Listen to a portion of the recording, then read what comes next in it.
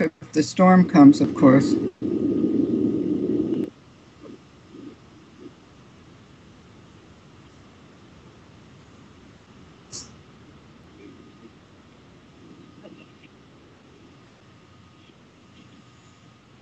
Hi, Barbara.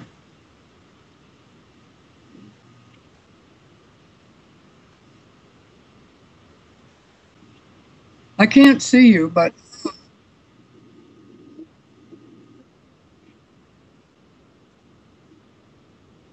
okay.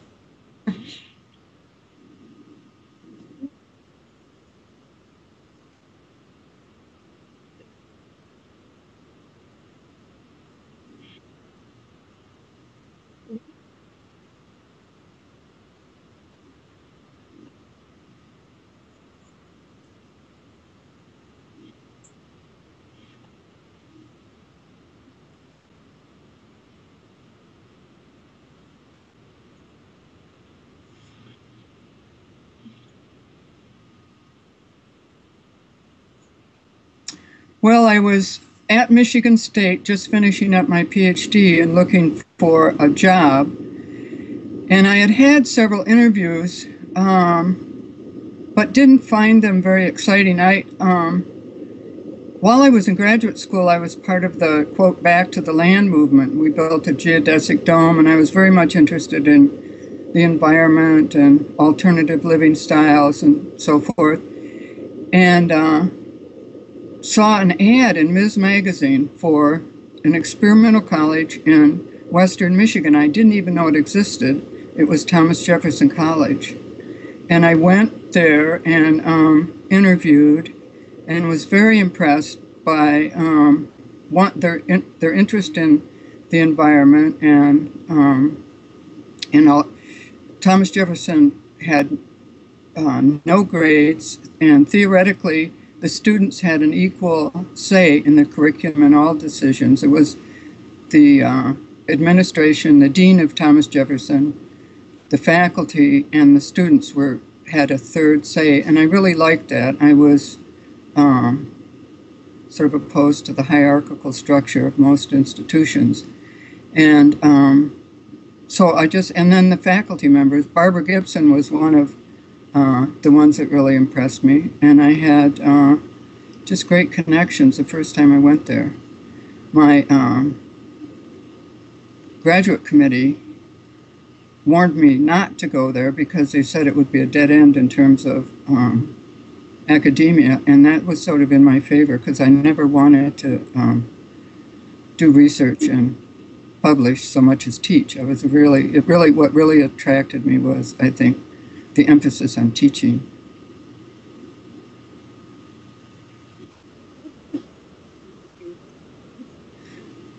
Philosophy. So at first, before we had the women's studies course, I taught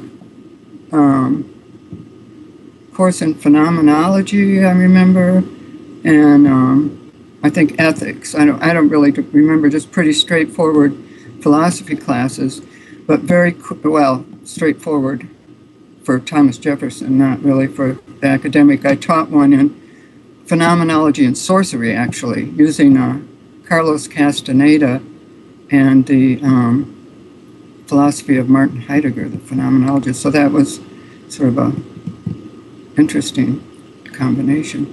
And then pretty quickly we started the women's program, even before it was officially approved. We started teaching feminist courses.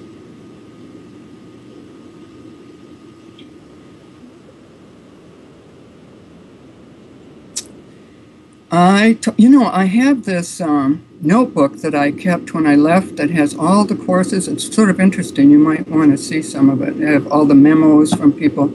I taught a course in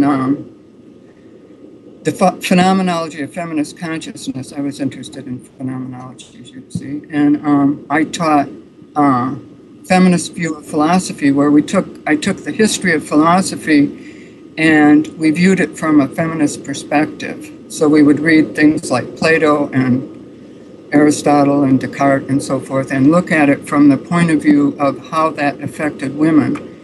Instead of looking for women in philosophy, we looked at the patriarchal tradition from a feminist point of view. I also taught a lot of courses on Mary Daly. I was very influenced by Mary Daly. One of the classes I remember teaching, we used articles from some of the little chapbooks that came out, the Quest magazine, Sinister Wisdom, and of course we didn't have the internet or printers or anything, and a lot of women that were part of the very exciting feminist movement of the 70s were writing articles. Some of them they'd send out before they were even finished, and there was sort of they'd come to, like when I'd get them, I'd send them on to someone I knew in the West Coast or the East Coast. They were going all over the country. And consequently, we felt very much a part of a whole global movement and not just isolated there in Thomas Jefferson College. Another class I taught, I team taught with Sherry Redding called A Feminist View of Culture. We taught that also at William James, I believe. So does that give you some idea of what I was doing?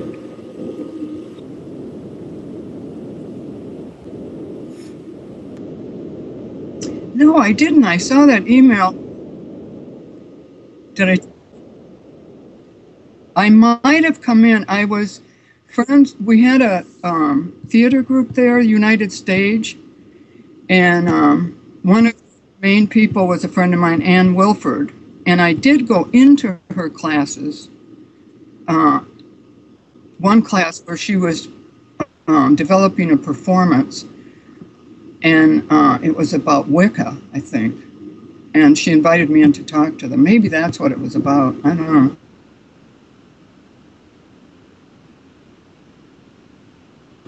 But I never taught theater. But we did. That's good. I'm still in touch with some of my students.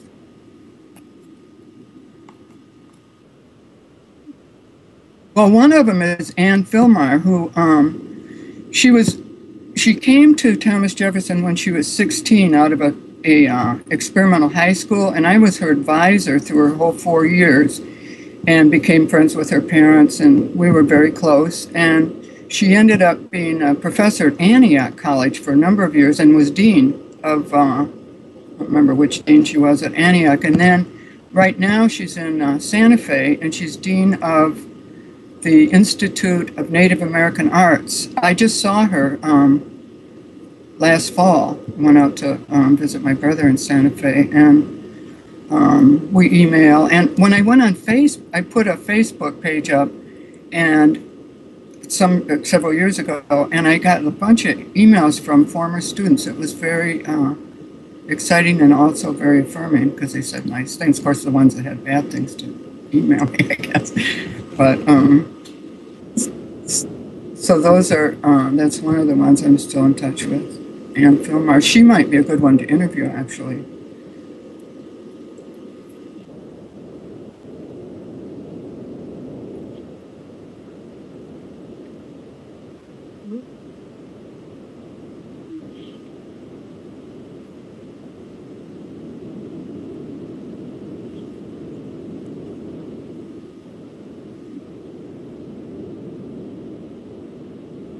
Right. I could think about it and send you. You're what?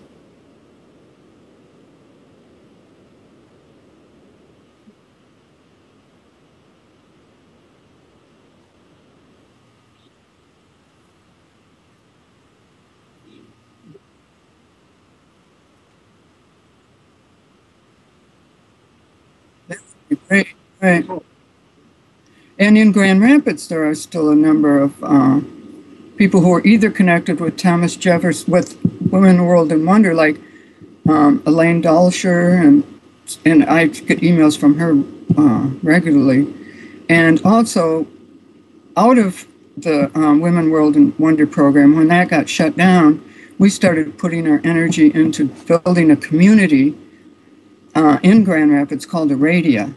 And there are still women, we are still all connected, a lot of us. as a result of that community.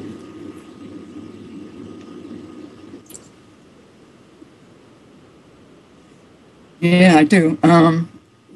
It really started when Terry Wolverton, she's a published poet, actually, that was one of our students. She's now living in LA.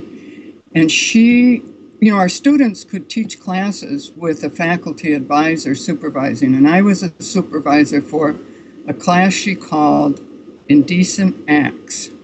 And it was a reader's theater she put together with all the women students from about 5 or 6 of our students, reading from their own journals and from journals that were published by famous writers. And the idea was that they were going to, it was for a women-only audience. And of course that name, Indecent Acts, and also by this time, this was in 75, I believe, that Indecent Acts. And one of the faculty members, it was actually Gil Davis, I don't know if you know him, he contacted the Civil Liberties Union, I believe, anyway, to say that it was illegal to have a women's only performance on campus, and that I have a memo. I was just looking through this notebook I have, which is really sort of interesting to me. I haven't looked at it in years. I have a memo from Bruce Lucene. I don't know if he's still there, but he was a vice president, saying they were shutting it down and that they were having guards at the building to make sure we didn't have this performance. And so Terry got in touch with the Women's Center in Grand Rapids and arranged to have the performance there and arranged to have vans in the parking lot to take the students to the Women's Center in Grand Rapids, and it was very exciting. I think the performance was much better because of all this excitement, and everybody was, and then there were also lots of women there was a very well-established feminist community, mostly lesbian, in Grand Rapids, and so some of the faculty, we got involved with these, and that's where I met Susan. Susan was part of the Grand Rapids women's community, and our students started going to Grand Rapids to the Women's Center, and so we sort of, we would have parties together and so forth, and then eventually in 77, Susan and I actually decided to form an organization that would include women from the college and women from the community in Grand Rapids. And we had a meeting with 3 other women, there were 5 of us, and then we called an open meeting in Grand Rapids, and 13 women came, and we formed a public organization, a nonprofit, with a board of directors and so forth, and then we had and we got some tax. We didn't get much. We could bulk mail and stuff. We didn't get much tax. We weren't terribly in the system. And we started putting on concerts and having events in Grand Rapids. And so when the college shut down our women's program in 78, they fired Jerry. I had tenure at the time, but I left. And Jerry Sherry and I bought a big house in Grand Rapids, which eventually became called the Temple. It was a 3-story Heritage Hill home, and we used to have meetings and events there. And so it was like we just sort of moved from that into a radio. It was a very exciting time, too.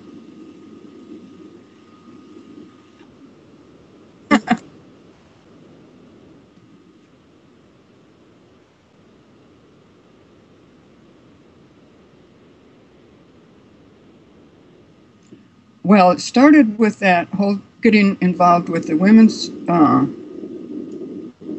Center in Grand Rapids. So we already had all these contacts. We were already There was also a gay bar in Grand Rapids that we often met some of the women at, and we would already, since I think in '75, there's the connection between the Grand Valley women, or Thomas Jefferson primarily, women, and the Grand Rapids women started, and it wasn't until '77 that we formed Aradia. And then in '78, they shut down the Women World and Wonder program. And so I was out of a job, so I had to sell my little farmhouse and move into town, which turned out to be fine. Then I started working as a house painter, actually, from a college professor.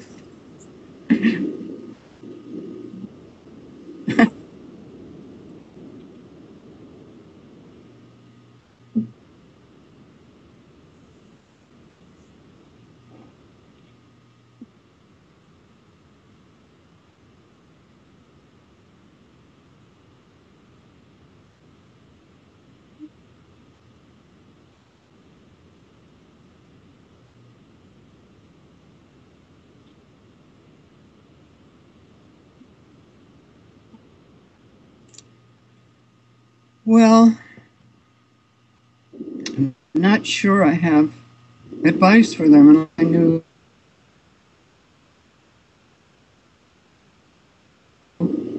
what they're interested in. I usually go to the Michigan Women's Music Festival, and I tell. You frozen? Can you hear me? Okay. Sure.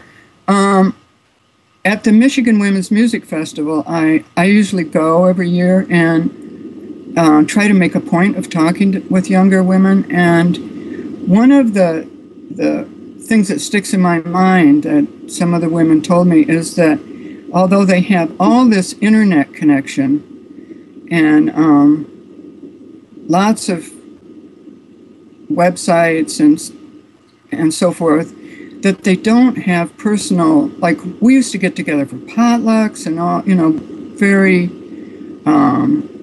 in your talking to each other face to face rather than on Facebook and so forth, which is great. I think actually all this technology is great to organize.